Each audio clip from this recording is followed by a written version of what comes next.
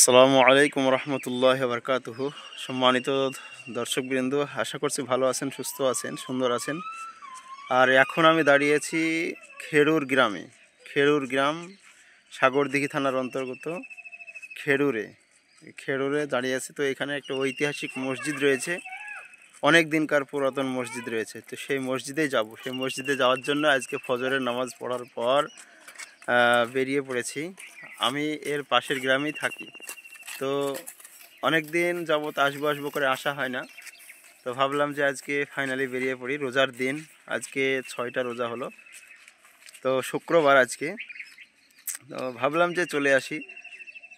অনেকে ভিডিওতে দেখেছি যে এই মসজিদটা নিয়ে অনেকে ব্লগ করে, অনেকে ভিডিও বানায়। তো নিজে চোখে দেখব ইচ্ছা ছিল।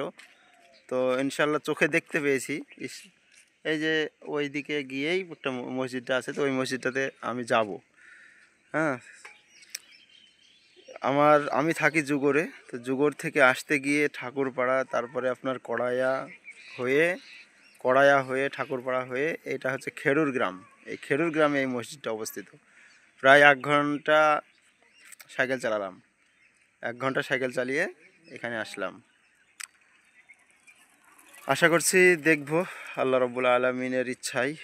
তো ভালো থাকবেন সবাই, সুস্থ থাকবেন, আমার জন্য দোয়া করবেন।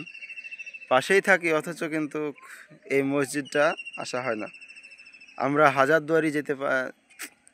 হাজারদুয়ারি ঘুরেছি।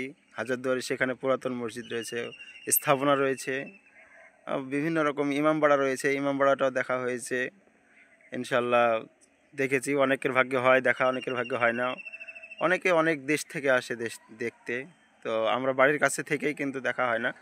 তো ফাইনালি চলে আসলাম দেখতে। ইনশাল্লাহ দেখব।